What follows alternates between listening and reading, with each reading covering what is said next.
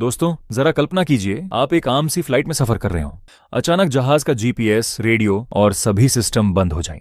फिर जहाज दुनिया के सबसे खतरनाक जंगलों में से एक एमाजोन के जंगल में क्रैश हो जाए। लेकिन असली डरावनी बात यह ना हो, बल्कि यह हो कि बच जाने वाले यात्रियों में से कोई एक कातिल हो जो एक एक करके सबको खत्म कर रहा हो।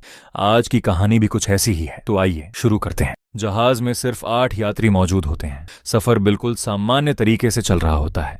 तभी एक यात्री हैरानी से फ्लाइट अटेंडेंट से पूछता है, हमारी फ्लाइट का रास्ता अचानक क्यों बदल दिया गया है? फ्लाइट अटेंडेंट मुस्कुराकर जवाब देती है, असल रूट पर गंभीर खराब मौसम है, इसलिए पायलट ने सुरक्षा के तौर पर नया रास्ता अपनाया है। यात्री संतुष्ट हो जाता है, क्योंकि जहाज में मौजूद किसी व्यक्ति को अंदाजा नहीं होता कि अगले कुछ ही मिनटों में उनकी जिंदगी हमेशा के लिए बदलने वाली है। कुछ ही देर बाद अचानक पूरा जहाज बुरी तरह हिलना शुरू हो जाता है। लेकिन पायलट यह देखकर हैरान रह जाता है कि जीपीएस ही नहीं, रेडियो कम्युनिकेशन, नेविगेशन सिस्टम और कई अहम कंट्रोल भी काम करना बंद कर देते हैं। पायलट तुरंत हेडक्वार्टर से संपर्क करने की कोशिश करता है, लेकिन कोई जवाब नहीं मिलता। पायलट को ऐसा लगता है जैसे उसे पहले से किसी खतरे का अंदाजा था। वह चुपचाप अपना मोबाइल निकालता है और एक वीडियो रिकॉर्ड करना शुरू कर देता है, जैसे वह जानता हो कि शायद यह उसकी जिंदगी का आखिरी संदेश हो। उसे एहसास हो चुका था कि जहाज में कोई ऐसा राज मौजूद है जिसकी कीमत शायद सभी की जानों से ज्यादा थी। अब जहाज तेजी से अपनी ऊंचाई खोने लगता है। खिड़कियों से बाहर सिर्फ अमेज़न का घना जंगल नजर आ रहा होता है। यात्री डर से चीखने लगते हैं। किसी को कुछ समझ नहीं आ रहा। पायलट आखिरी कोशिश करता है। वह जहाज को सीधे जमीन पर गिराने के बजाय पेड़ों की चोटियों से टकराते हुए निकालने लगता है। उसका मकसद सिर्फ एक होता है, किसी तरह रफ्तार कम कर दी जाए। कुछ लम्हों बाद जहाज पेड़ों से टकराता हुआ कई किलोमीटर तक घिसटता रहता है और फिर आखिरकार रुक जाता है। धुआं, टूटा हुआ जहाज और डरे हुए यात्री। कुछ सेकंड बाद सब अपनी सांसें चेक करते हैं। हैरत अंगेज रूप से 8 यात्री जिंदा बच चुके थे, लेकिन एक व्यक्ति इतना भाग्यशाली नहीं था। फ्लाइट अटेंडेंट तेज झटके की वजह से मौके पर ही जान गंवा चुकी थी। उधर 2 यात्री तुरंत कॉकपिट की तरफ भागते हैं। वहां जाकर उनके कदम रुक जाते हैं। पायलट के सीने में पेड़ की मोटी शाखाएं घुसी हुई थीं। वह गंभीर रूप से घायल था, लेकिन अब भी जिंदा था। इसी दौरान जहाज के एक हिस्से से आग भड़क उठती है। ये देखकर सब तुरंत बाहर निकल आते हैं, क्योंकि अगर जहाज पूरी तरह जल जाता तो उनके पास पनाह लेने की जगह भी नहीं बचती। कुछ देर बाद आग पर काबू पा लिया जाता है। अब सब एक जगह इकट्ठा होते हैं। हर व्यक्ति के चेहरे पर डर साफ दिखाई दे रहा होता है। तब एक व्यक्ति आगे बढ़ता है। मेरा ख्याल है अगर हमें जिंदा रहना है तो पहले एक दूसरे को जान लेना चाहिए। सब उसकी तरफ देखते हैं। मेरा नाम जैक है। मैं इंश्योरेंस इन्वेस्टिगेटर हूँ। मेरा काम धोखाधड़ी और संदिग्ध हादसों की जांच करना है। मैं एक केस पूरा करके वापस जा रहा था। इसके बाद एक मध्यम उम्र का व्यक्ति आगे आता है। मैं डॉक्टर केविन हूँ। कई साल डॉक्टर रहा हूँ। अब मेडिकल उपकरणों का व्यवसाय करता हूँ। फिर उसकी नजरें घायल पायलट पर पड़ती हैं और वह तुरंत उसकी हालत चेक करने लगता है। अब एक युवा महिला की बारी आती है। मेरा नाम क्रिस्टीन है। जैक पूछता है, आप क्या करती हैं? क्रिस्टीन कुछ पल चुप रहती है। मैं सिर्फ यात्रा करती रहती हूँ। उसका जवाब अजीब लगता है, मगर कोई और सवाल नहीं करता। इसके बाद एक मजबूत शरीर वाला आदमी आगे आता है। कार्लोस, मैं प्रोफेशनल फाइटर हूँ। मैक्सिको से अमेरिका मुकाबले में हिस्सा लेने जा रहा था। फिर एक युवा जोड़ा अपना परिचय देता है। मैं डॉन हूँ और ये मेरी पत्नी एमी है। हम हनीमून के लिए यात्रा कर रहे थे। आखिर में एक मध्यम उम्र का जोड़ा खड़ा होता है। मेरा नाम डेविड है और यह मेरी पत्नी लीजा। हम एक होटल चलाते हैं। मैं हार्ट सर्जरी के लिए यात्रा कर रहा था। अब सब एक दूसरे के बारे में कुछ न कुछ जान चुके थे, लेकिन हकीकत ये थी कि उनमें से ज्यादातर लोग पूरी सच्चाई नहीं बोल रहे थे। जैक सबको कहता है, पहले जहाज में मौजूद खाना और पानी इकट्ठा करते हैं।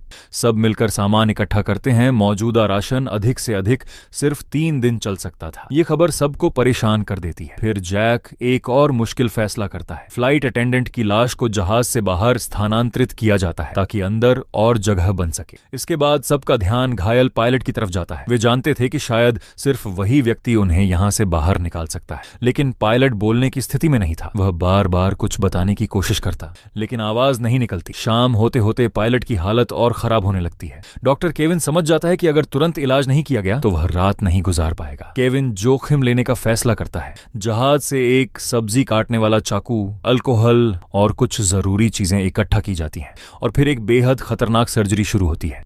बिना बेहोशी की दवा के पायलट दर्द से चीख उठता है, लेकिन हैरानी की बात यह होती है कि सर्जरी सफल रहती है। केविन सबको यकीन दिलाता है अगर रात ठीक से गुजर गई तो यह बच जाएगा। यह सुनकर सब ने राहत की सांस ली। रात हो जाती है, सब लोग थकान से चूर सो जाते हैं, लेकिन रात को एक अज्ञात नकाबपोश व्यक्ति पायलट का दम घोंट कर हत्या कर देता है। सुबह सूरज निकलते ही सबकी आंख खुलती है, लेकिन अगले ही पल पूरा माहौल डर से भर जाता है। पायलट मर चुका था। सब हैरान रह जाते हैं क्योंकि सिर्फ कुछ घंटे पहले उसकी सर्जरी सफल हुई थी। डॉक्टर केविन तुरंत लाश का परीक्षण करता है। उसे कोई संक्रमण या सर्जरी की खराबी नहीं दिखाई देती।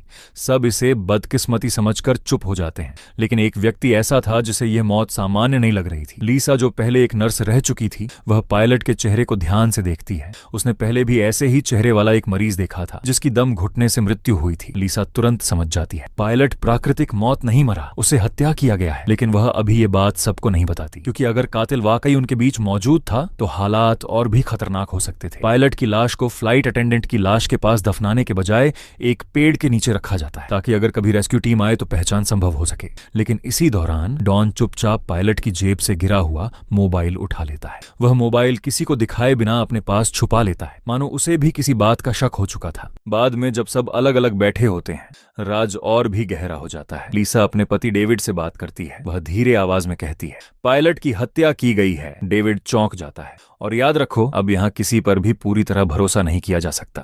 उन्हें एहसास नहीं होता कि कोई दूर से उनकी बातें सुन रहा है। उधर दूसरी तरफ क्रिस्टीन एमी के पास आती है और एक अजीब सवाल पूछती है, क्या तुम दोनों सच में हनीमून पर जा रहे थे? एमी के चेहरे का रंग बदल जाता है। वह समझ जाती है कि उसका झूठ पकड़ा जा चुका है। कुछ देर चुप रहने के बाद वह सच बता देती है। वह एक अमीर कारोबारी परिवार की बेटी थी, जबकि डॉन उनके घर का ड्राइवर था। दोनों को प्यार हो गया था, लेकिन परिवार कभी इस रिश्ते को स्वीकार नहीं करता, इसीलिए वे अमेरिका भाग रहे थे। क्रिस्टीन सब कुछ सुनकर चुप हो जाती है। इसी दौरान कार्लोस सबके पास भागता हुआ आता है। उसके हाथ में एक डिवाइस होती है। मुझे जहाज में ये जीपीएस यूनिट मिली है। सब हैरान हो जाते हैं। कार्लोस बताता है, अगर ये डिवाइस ठीक हो गई और इसे पास की पहाड़ी की चोटी पर लगा दिया गया तो रेस्क्यू सिग्नल भेजा जा सकता है। यह सुनकर सबके चेहरों पर उम्मीद लौट आती है। पहली बार ऐसा लगता है कि शायद वे यहां से जिंदा निकल सकते हैं।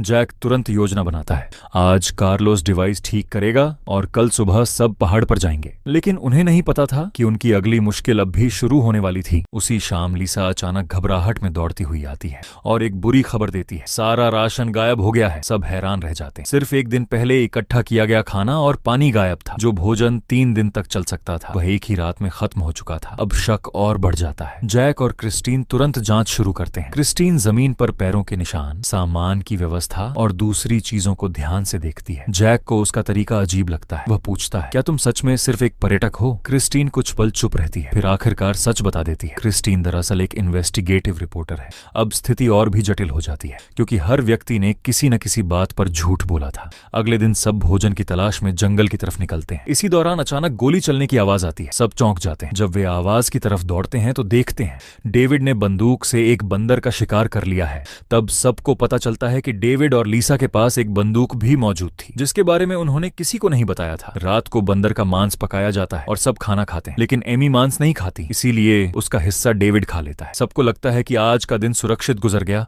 मगर रात के आखिरी पहर डेविड की तबीयत अचानक खराब होने लगती है। सुबह होते होते वह मर चुका होता है।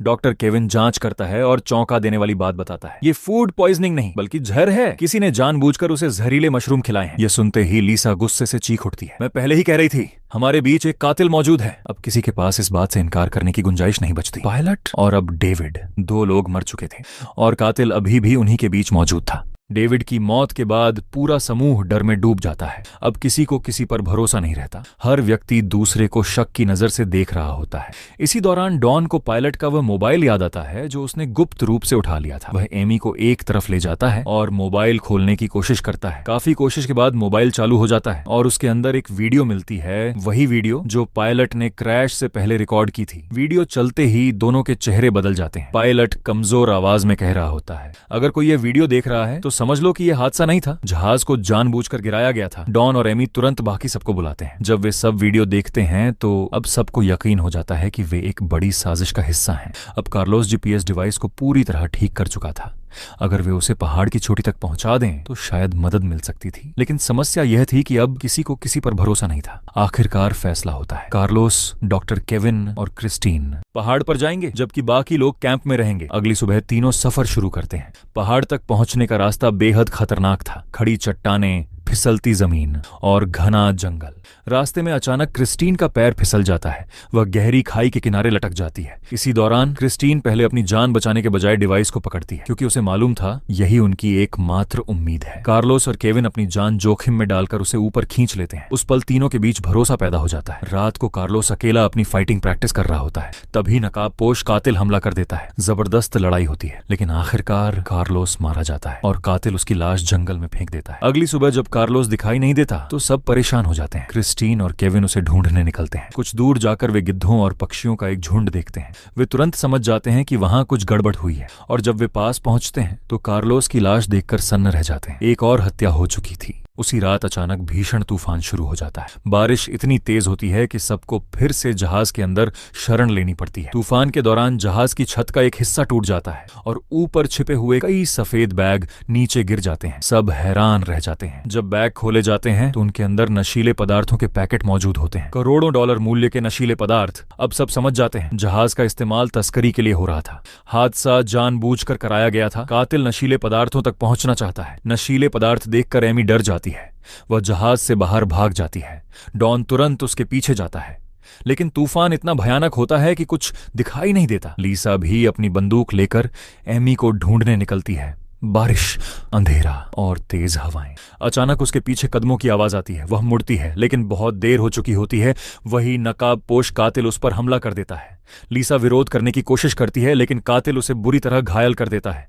कुछ ही पलों बाद लीसा भी मर जाती है। सुबह जब सब उसकी लाश देखते हैं तो डर गुस्से में बदल जाता है। कातिल एक एक करके सबको खत्म कर रहा था, लेकिन अभी तक कोई नहीं जानता था कि अगला नंबर किसका आने वाला है। लीसा की मौत के बाद पूरा ग्रुप टूट चुका था। अब किसी को किसी पर यकीन नहीं था। सब जानते थे कि कातिल उन्हीं के बीच मौजूद है। इसी दौरान डॉन को एक अजीब चीज मिलती है। जैक के बैग के अंदर एक सैटेलाइट फोन और कुछ गोलियां मिलती हैं। ये देखते ही सब हैरान रह जाते हैं। डॉन तुरंत बंदूक जैक की तरफ तान देता है और पूछता है, अगर तुम बेगुनाह हो तो यह सब क्या है? जैक चुप रहता है। आखिरकार फैसला किया जाता है कि जैक को बांध दिया जाए, ताकि अगर वह कातिल हो तो और किसी को नुकसान न पहुंचा सके। रात के समय क्रिस्टीन अकेले जैक के पास जाती है। काफी बहस के बाद जैक सच बताने पर मजबूर हो जाता है। जैक बताता है कि एक खुफिया सरकारी तफ्तीशी अफसर है। वह कई महीनों से एक एयरलाइन की जांच कर रहा था। उसे शक था कि कंपनी यात्री विमानों के जरिए मुंशियात स्मगल कर रही है। इसी वजह से वह इस फ्लाइट में मौजूद था। इससे साबित हो जाता है कि जैक कातिल नहीं हो सकता। लेकिन अगर जैक कातिल नहीं तो फिर कातिल कौन था? अगली सुबह जैक की बात सबको बताई जाती है। कुछ लोग यकीन करते हैं और कुछ नहीं। लेकिन इस दौरान डॉन और एमी फैसला करते हैं कि वे जंगल के रास्ते खुद निकलने की कोशिश करेंगे। शायद किसी नदी या आबादी तक पहुंच जाए। क्रिस्टीन उन्हें रोकने की कोशिश करती है, लेकिन वे नहीं मानते। फिर अचानक दूर से एक चीख सुनाई देती है। जैक और बाकी लोग तुरंत उस तरफ दौड़ते हैं, लेकिन जब वे पहुंचते हैं तो बहुत देर हो चुकी होती है। डॉन मरा हुआ पड़ा होता है और कुछ कदम दूर एमी भी। कातिल एक बार फिर कामयाब हो चुका था। अब सिर्फ 3 लोग बचे रह जाते हैं, जैक, क्रिस्टीन और डॉक्टर कीन। तीनों एक दूसरे को शक की नजर से देखते हैं, क्योंकि अब कातिल उन्हीं में से कोई एक हो सकता था। कहानी के अगले भाग में ऐसे हैरान कर देने वाले खुलासे होंगे जो सबको चौंका देंगे। आखिर असली कातिल कौन था और इस खौफनाक प्लेन क्रैश के पीछे छिपा हुआ असली मास्टरमाइंड कौन निकला? ये सब जानने के लिए इंतजार कीजिए अगले पार्ट का।